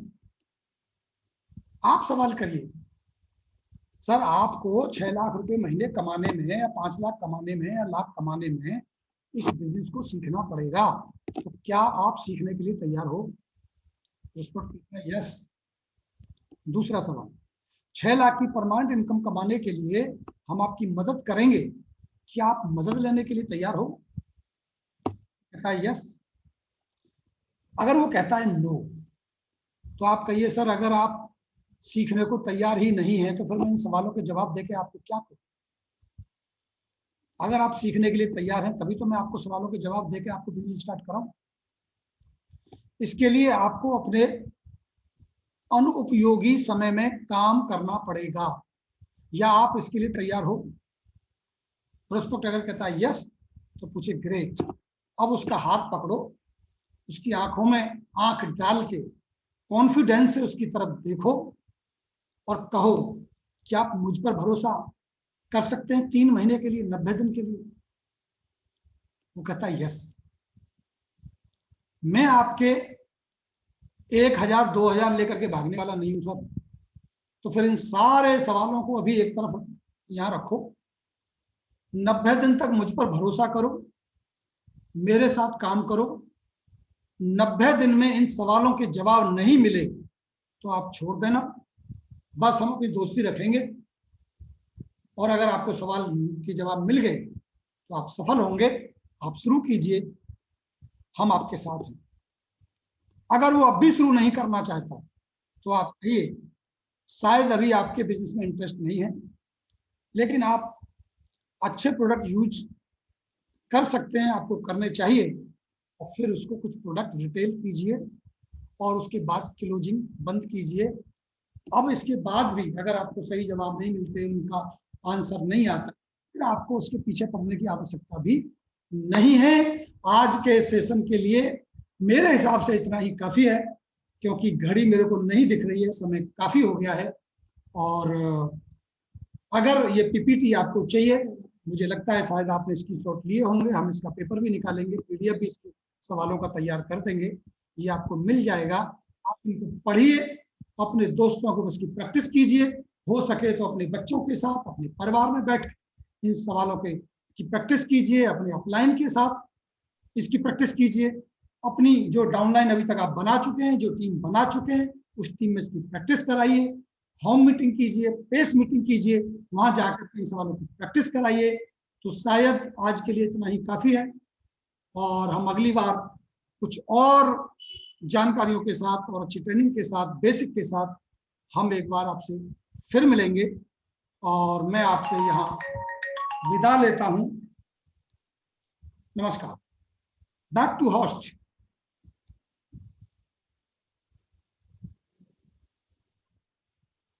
अरे भाई, होस्ट हैं हमारे साथ, हमारी आवाज जा रही है?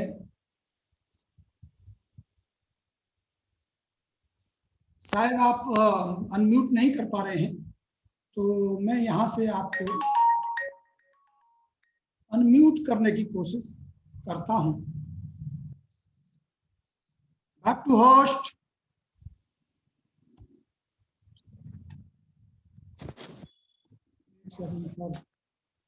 ओके, अनम्यूट करते हैं हम आपको। जी सर।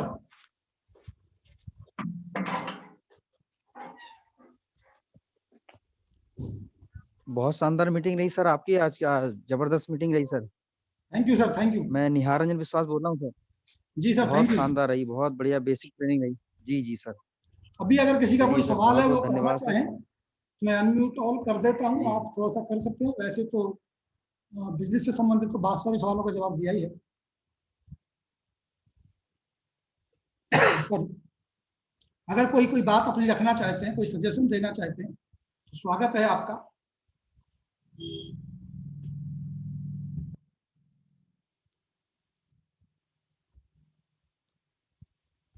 हमारे होस्ट शायद अनम्यूट नहीं कर पा रहे हैं क्या? मैंने तो सभी को, अच्छा एक सेकंड सर, मैं ओके यहाँ से देना पड़ेगा मुझे। अनम्यूट आस्क ऑल टू, सभी को अनम्यूट कर दिया है मैंने। अगर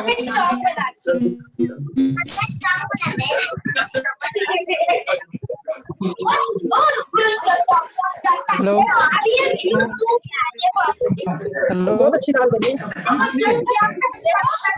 हेलो हेलो हेलो, आपकी आवाज आ रही है? मैं पूछना चाहता हूँ कि एग्रीकल्चर प्रोडक्ट कब तक आएगी हमारी कंपनी में? एग्रीकल्चर प्रोडक्ट जनवरी में लॉन्च होगा। ये टाइम कंप्लीट हो गया है। अच्छा, और सर एक सवाल, ये देखिए, मेरी रिक्वेस्ट है आप लोगों से, एक सवाल और है। वो अपनी आवाज को साइलेंट करें। एक्सक्यूज मी, एक सवाल और है। मैं झारखंड से हूँ और मेरा नाम बीरबल हुआ जी। और मैं ये कहना चाहता हूँ, जो हमारे कंपनी ने 65 रुपीज का जो पेस्ट बनाया, मैंने जब उनके इंग्रेडिएंट पढ़ा तो उसमें सोडियम लॉरियल सल्फेट है और उसमें फ्लोराइड विथ फ्लोराइड है। तो ये दो चीज तो हमारे सेहत के लिए तो हानिकारक है, और लॉरियल का कोई तो सब्स्टिट्यूट होता नहीं है, कोई उसका नेचुरल यूज कीजिए सोर्स। ना, आपको प्रोबायोटिक यूज करना चाहिए ना। नहीं सर, ये मेरा कहना प्रोबायोटिक यूज करना चाहिए, ठीक आप कह रहे हैं कि दूसरा पेस्ट यूज कीजिए, येलो स्माइल यूज कीजिए, लेकिन ये जो हमारा पेस्ट है निम्न लोगों के घरों तक पहुंच रही है। इस पेस्ट में ये दो चीज हटा दे कंपनी, इसमें नहीं, देखिए, ये सवाल आपका प्रोडक्ट टेक्निकल टीम से करना चाहते हैं, और आपको नंबर दिया जाएगा। हमारा नंबर होता है जो प्रोडक्ट्स के रिलेटेड क्वेश्चन आंसर करते हैं, आप उनके साथ ये बात कर सकते हैं। ये टेक्निकल मामला है, इसमें सर ऐसे मेरा नाम बीरबल कुमार चंद्रवंशी हुआ जी। मैं प्रोडक्ट ट्रेनर भी हूँ, मैं एक न्यूट्रोलॉजिस्ट हूँ जी। ठीक है। मैं भारतीय आयुर्वेदा नेट सब कंपनी, ऐसे कंपनी में मैं प्रोडक्ट ट्रेनर रह चुका हूँ झारखंड का। जी। तो मैं ये कहना चाहता हूँ कि ये जो आपका सोडियम लॉरियल सल्फेट ये फुल्ली केमिकल होता है, इससे कैंसर होने की संभावना होती है। और फ्लोराइड आप हमारे दांतों का जो एनिमल होता है, जो एनिमा होता है, उसको खत्म करता है। तो ऐसे मैं चीजों आपकी को हम बात समझ डाले रहा हुए हैं। हूँ, लेकिन ये टेक्निकल क्वेश्चन है, आप इसको कंपनी की प्रोडक्ट ट्रेनिंग टीम से बात करें। मैं बिजनेस की एजुकेशन पे बात कर रहा हूँ। आज हमारा जो हमारी प्रोडक्ट ट्रेनिंग रहेगी तब हम इस सवाल को लेंगे। हाँ, आज जो हमारा टॉपिक है ना वो बिजनेस से संबंधित है कि बिजनेस को ग्रो कैसे किया है। अच्छा सर, एग्रीकल्चर प्रोडक्ट हमारे जनवरी तक आ जाएंगे ना? सर जनवरी में लॉन्चिंग कर रहे हैं, ये घोषणा हो चुकी है। जो हमारा फर्स्ट 4th एनिवर्सरी होगा उसमें लॉन्चिंग हो रही है। 5 प्रोडक्ट आ रहे हैं। अच्छा अच्छा अच्छा अच्छा।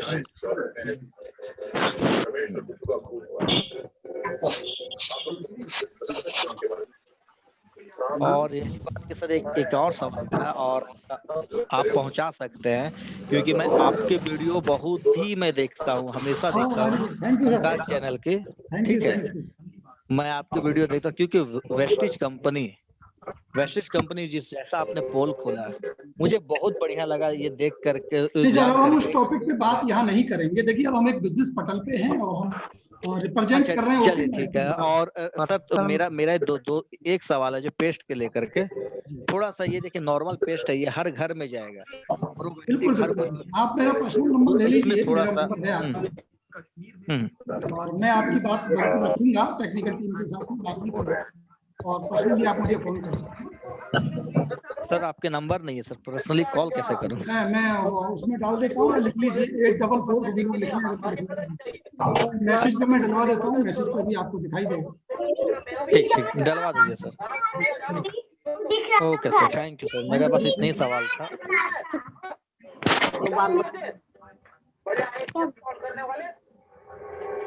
लाइट ऑफ करना?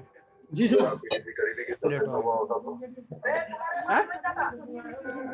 हाँ हाँ।